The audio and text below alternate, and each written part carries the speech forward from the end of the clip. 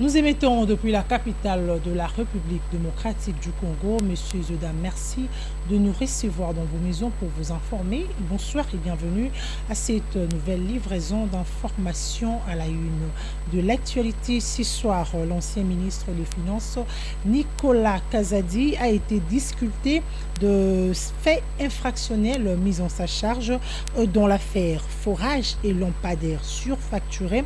Selon le parquet, seul François Robota et l'ancien ministre de Développement rural et l'homme d'affaires Mike Kassinga sont devant la justice, ce qui a renvoyé l'audience au 18 novembre prochain. Nous y reviendrons avec force et détails dans nos prochaines éditions. Et puisqu'on parle justice, messieurs et dames, sachez que en prélude des assises des États généraux de la justice qui se tiendront au centre financier de Kinshasa, le ministre d'État, ministre en charge de la justice et garde de Sceaux, Constant Mutamba Tongonga, était devant la presse nationale et internationale ce lundi 4 novembre 2024, il a sans ambages confirmé la tenue de cette messe qui réunira au moins 3500 acteurs pendant une semaine pour réfléchir autour du thème « Pourquoi la justice congolaise est-elle malade? Quelle thérapie pour la guérir ?» Le chef de l'État s'est plus d'une fois plaint de la manière dont notre justice était distribuée dans la société. Mais il était question pour son ministre, son nouveau ministre de la Justice, de pouvoir analyser à fond, en synergie avec tous les acteurs de la justice, le pourquoi de ce constat du chef de l'État. Il nous est paru essentiel, urgent, sur base des instructions donc, du magistrat suprême, de pouvoir organiser un cadre d'échange pour faire un diagnostic sérieux, pour faire une autopsie réelle de la situation de l'état de santé de notre justice. Quelles en sont les failles et quelles sont les solutions qui peuvent être envisagées, les réformes courageuses, audacieuses, qui peuvent être envisagées utilement et urgemment pour pouvoir faire profiter notre justice au peuple congolais. Que le peuple, au nom de qui cette justice est rendue, puisse se retrouver. Que cette justice puisse participer à l'amélioration du climat des affaires, puisse participer à la consolidation de la paix sociale, à l'apaisement des tensions dans la société. C'est pourquoi nous avons programmé d'organiser les États généraux de la justice du 6 novembre au 13 novembre 2024. Sous un thème simple, que je viens de décliner. Pourquoi la justice congolaise est-elle malade? Ponani une justice yambo canabiso ezali malade.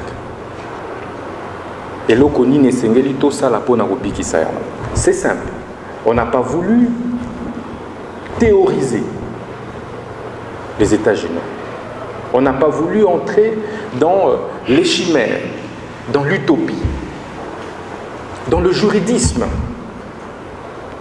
Mais ici, il est question de pouvoir aborder ces diagnostics, évidemment en incluant tous les acteurs qui interviennent dans la justice, de manière pratique. Quels sont les vrais problèmes? Et donc, ces États généraux vont connaître la participation des plus de 3500 acteurs qui viennent de toutes les provinces du pays. Nous allons rester dans le registre de la justice pour parler cette fois-ci de l'affaire Jacques Ndala. Ce dernier est invité à comparaître par une citation directe.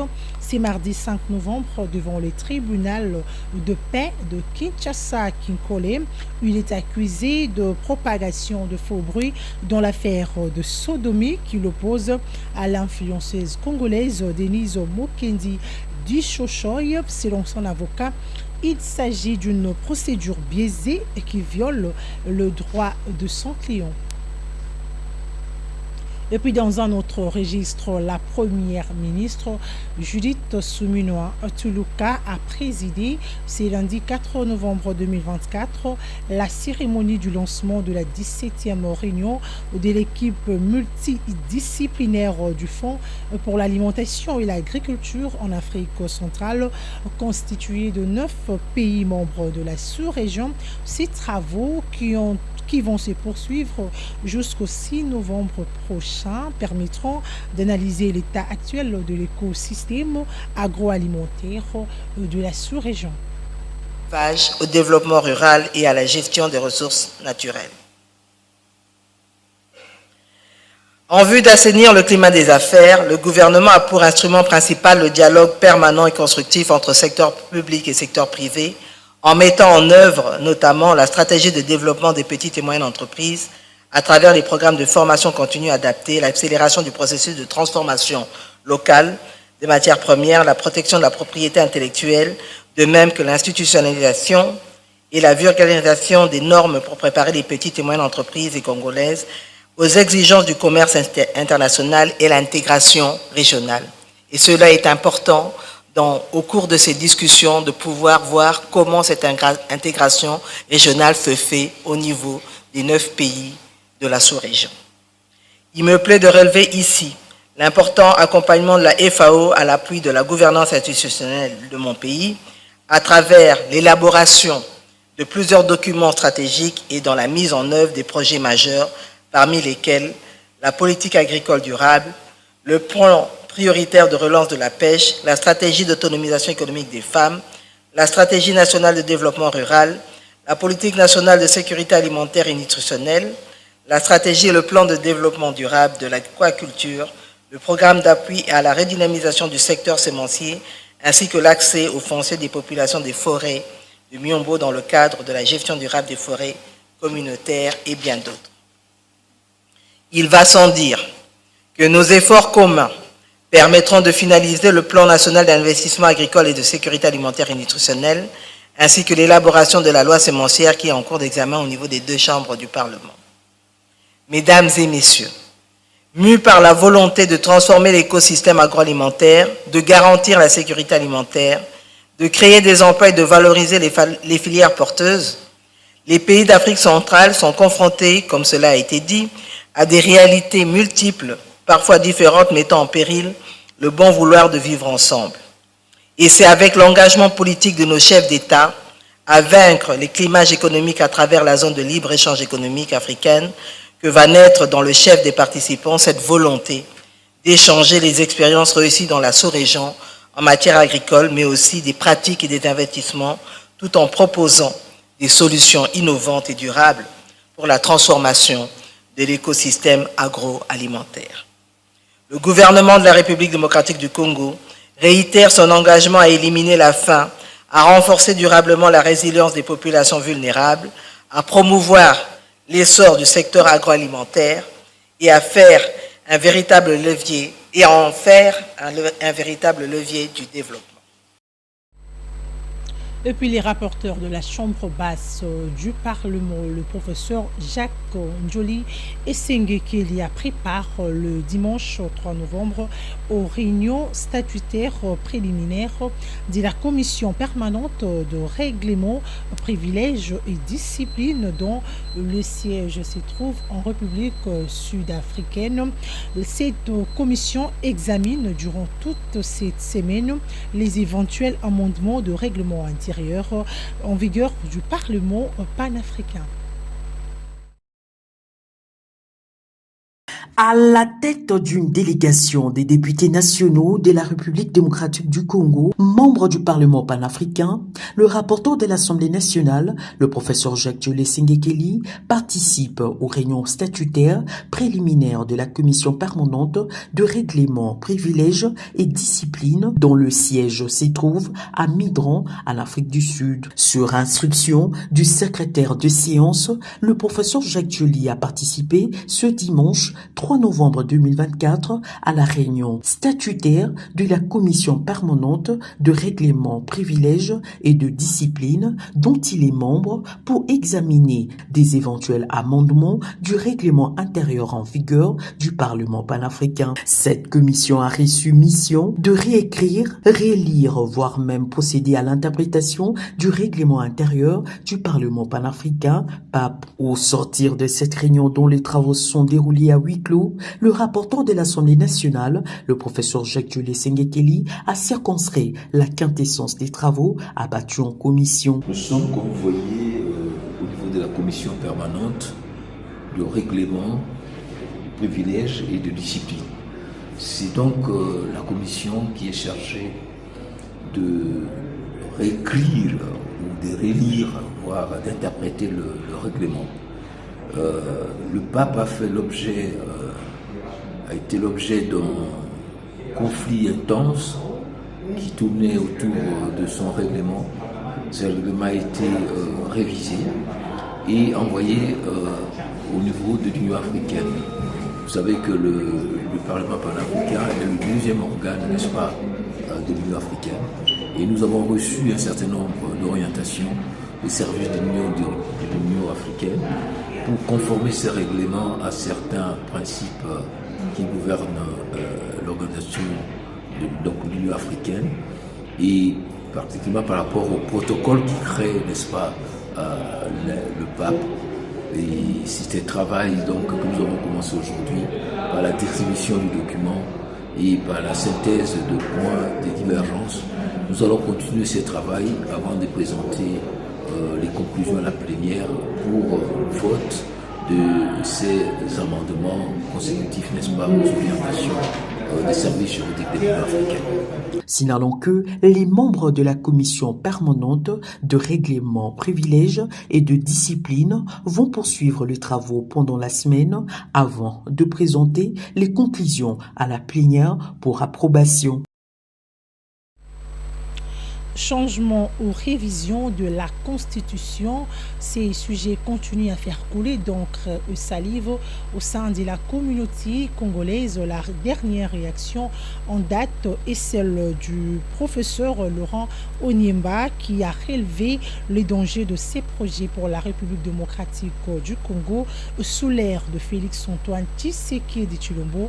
Il l'a fait savoir au cours d'une conférence de presse organisée ce lundi 4 novembre dans la capitale congolaise, précisément au siège du parti Leadership et Gouvernance pour le Développement. C'est les partis chers au sénateur Augustin Matata Pogno Mapon.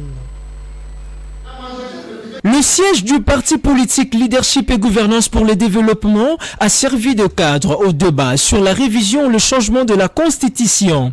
Devant un parterre d'invités, le constitutionnaliste Laurent Onyemba a sans détour balayé d'un revers de la main les arguments tendancieux. Devant un parterre d'invités, le constitutionnaliste Laurent Onyemba a sans détour balayé d'un revers de la main les arguments tendancieux portés par les défenseurs du dit projet.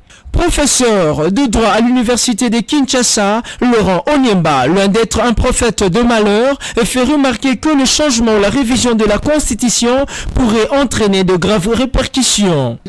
Que les gens savent ou sachent que la Constitution n'est pas encore appliquée. Nous allons évaluer, on va déclencher la valeur arithmétique de la Constitution à partir du jour où elle va être appliquée. Pour l'instant, c'est notre compromis. Pour l'instant, on peut la réviser selon l'article 219, mais en respectant les compromis qui sont à l'article 220. Dans tous les cas, il y a l'article 5 qui parle du caractère souverain de ce qu'on appelle le pouvoir constituant originaire, qui ne peut pas revenir sauf s'il y a d'autres des conséquences que je ne prends pas les risques d'énumérer ici.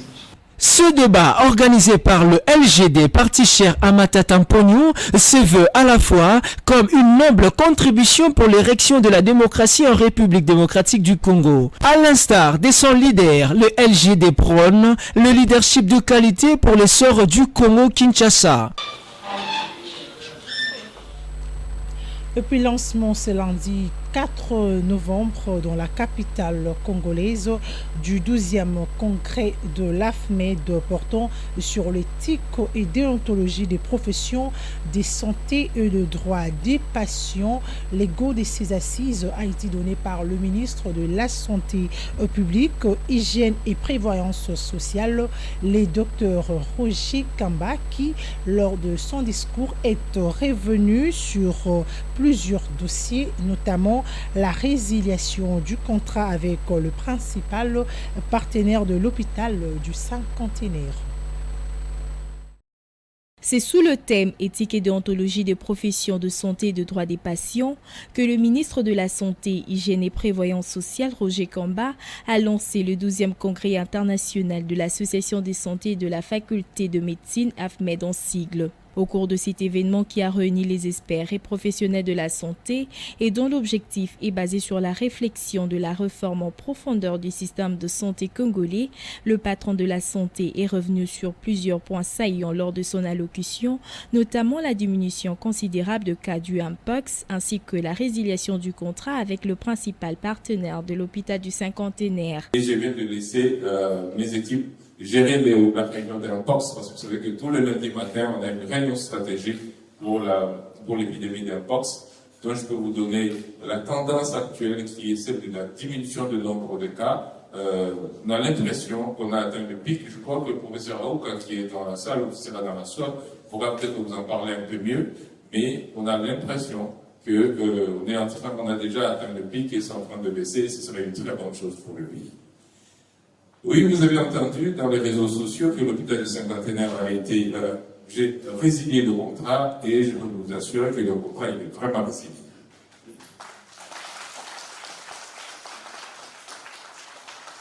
Je sais qu'on en a parlé avec des amis il y a quelques années déjà, il y en a qui sont venus me voir. Je me rappelle une fois, on a fait une réunion à Paris, j'étais de passage, j'étais conseiller spécial, et j'avais promis qu'on récupérera cet hôpital.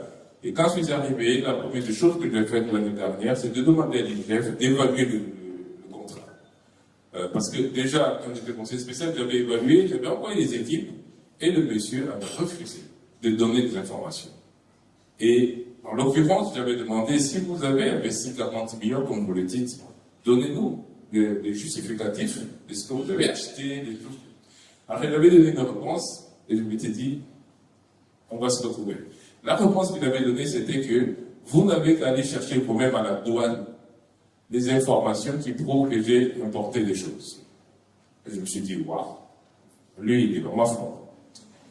Et donc, dès que je suis devenu ministre, j'ai demandé à l'IGF d'aller enquêter. L'IGF a enquêté une première fois, je n'étais pas très satisfait parce que ça n'a pas beaucoup bougé. J'ai redemandé avant la fin de l'année dernière une deuxième implication de l'IGF. Et l'IGF est reparti et a fait un rapport que nous avons réceptionné au mois de juillet. Conscient de l'ampleur de la situation, le ministre en charge de la Santé a invité les membres de l'AFMED à réfléchir sur les propositions innovantes à apporter pour la survie du joyau médical congolais. Il faut 6 mois de préavis. Alors, je n'ai pas voulu laisser la gestion totale entre les mains de l'équipe actuelle pendant 6 mois. J'ai décidé de mettre une équipe d'accompagnement composée des gens de la présidence de la République, de la primature, du ministère de la Santé, ainsi que de l'IGF, pour que toutes les décisions qui sont prises à partir de maintenant ne soient prises avec l'autorisation de cette équipe-là, jusqu'à ce que les 6 mois se terminent. En attendant, et je me remets à vous, je veux savoir ce que vous, la communauté médicale, l'université et la faculté de médecine, qu'est-ce que vous voulez qu'on fasse de cet hôpital? Si c'est un thème qui peut être discuté ici, sachez que je suis tout à fait ouvert, je n'ai pas levé d'option. La seule option peut-être que j'ai levée, c'est que ce soit un hôpital spécialisé. Que ce soit un hôpital de référence. Mais non, de référence de quoi? Est-ce que c'est de l'oncologie? Est-ce que c'est de la traumato? Est-ce que c'est une maladie infectieuse? J'aimerais bien que la communauté scientifique prépare quelque chose pour que, dans 6 mois, quand on récupère l'hôpital, nous sachons ce qu'on en fait immédiatement. Signalons par ailleurs que le congrès de cette année mettra en lumière les meilleures pratiques en matière d'éthique et de déontologie, tout en abordant le droit des patients dans le cadre d'un système de santé en transformation. Dans l'actualité également, M. Sedam retenait qu'un mouvement de grève a été décrété à partir de ce lundi au 4 novembre par l'association de propriétaires de pharmacies du Congo. Cette décision de la Profaco intervient après la réunion tenue le dimanche à la foire internationale de Kinshasa. Ces tenanciers de pharmacie dénoncent la pression qu'ils subissent de la part du ministre provincial de la Santé pour l'application des mesures annoncées. Ils sont très favorables pour l'assainissement dans leur secteur, les propriétaires de pharmacies du Congo. Regroupés ce dimanche à la foire internationale de Kinshasa, le membre de l'Afropaco fustige la méthodologie utilisée notamment par le ministre provincial de la Santé pour l'exécution du moratoire, se rapportant à la conformité des documents. Loin de toute confrontation avec l'autorité, Daniel Kabea, président de l'Afropaco, a après concertation annoncé la suspension d'activité à dater de ce lundi 4 novembre. Au regard de tout ce que nous avons dit dans les mémos qui a été déposé à l'Assemblée nationale, nous nous sommes sentis menacés par les déclarations du ministre provincial qui a déclaré qu'on devait frapper tout celui qui ne pouvait pas remplir ces conditions après ce moratoire d'1 mois. Alors, étant donné qu'ils veulent que nous puissions quitter le secteur, nous-mêmes, pour éviter qu'on ait des difficultés avec l'État, on s'est décidé de nous retirer du domaine, on s'est décidé de fermer nos pharmacies pour qu'elles-mêmes puissent prendre en charge la population quinoise. Il s'y est dénoté que l'Afropaco demeure ouverte pour toute négociation et sollicite l'implication du chef de l'État pour décompter la situation. Direction province, début ce lundi 4 novembre à Bunia de la campagne de sensibilisation sur l'éveil patriotique dans la province de l'Ituri. C'est la ministre de la Jeunesse et éveil patriotique qui a donné les go de ces assises. C'est au nom de la première ministre Judith Suminwa-Tuluka. C'était en présence du ministre de la Défense et du gouverneur de cette province sous état de siège. Le gouvernement congolais s'associe aux jeunes de l'Ituri pour leur implication dans la pacification de cette province. Question de renforcer la confiance entre gouvernants et gouvernés. Raison de plus du lancement ce lundi à Bunia d'une campagne de sensibilisation sur l'éveil patriotique de jeunes pour la paix. Une initiative du consortium de structures juvéniles de l'Ituri. Les activités phares à mener dans le cadre de cette campagne de sensibilisation. Forum porte ouverte avec au moins plus de 500 jeunes ituriens représentant les différentes structures, couches socio-culturelles des jeunes à Bunia et dans les 5 territoires de l'Ituri.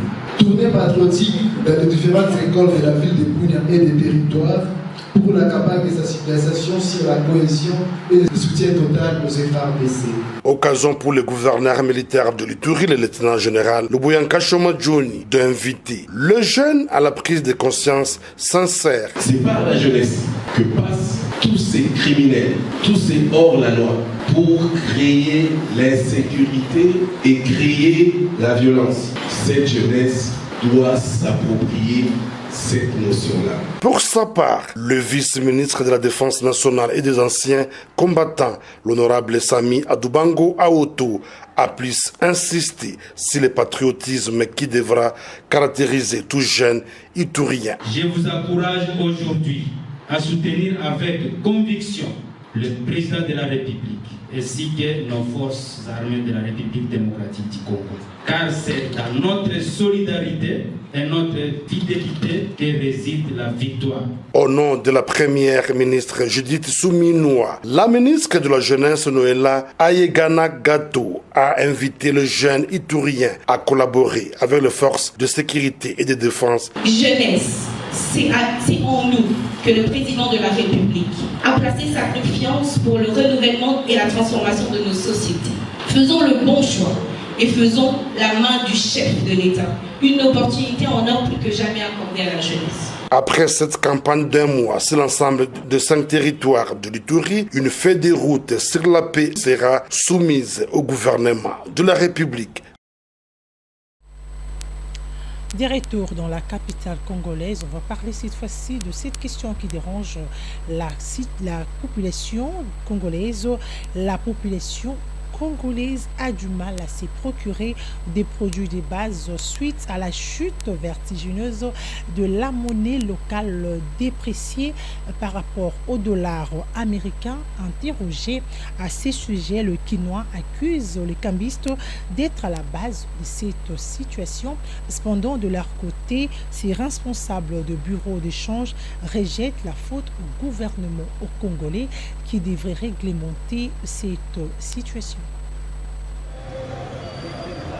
À l'approche de festivités de fin d'année, l'inquiétude ne quitte pas les esprits de Quinoises et Quinois concernant le taux d'échange. Depuis quelques années déjà, la monnaie locale perd de plus en plus sa valeur face au dollar américain. Cette situation affaiblit le pouvoir d'achat de la population congolaise en général. Si la population quinoise accuse certains cambistes d'être à la base d'instabilité de différents taux d'échange, ces derniers de leur côté responsabilisent le gouvernement qui n'arrive pas à dédollariser l'économie congolaise. $30,000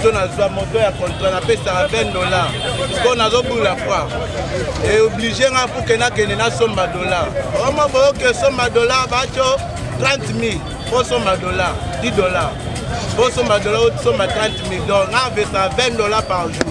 On peut dépasser par 60 000 dollars. Et comme on donne comme on donne est-ce que va $?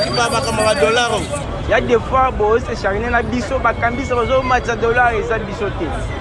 Vous savez, il y a un problème, il y a l'État congolais, le gouvernement congolais. Parce que quand le change $, le change $, toujours subir ma camboature à $.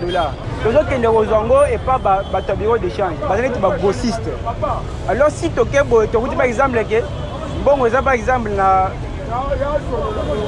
2850. Bon, si tu as 2800, quand tu profites 500. Ne sachant pas à quel sens c'est voué, ces Quinois rencontrés sur les riz de la mégapole congolaise lancent un cri d'alarme au gouvernement congolais de chercher des solutions rapides avant la fin de l'année en cours. L'État a sa responsabilité. Tu vois ça? Parce que les gens solution, alors l'État a commis comme si l'État irresponsable, capable de maintenir $.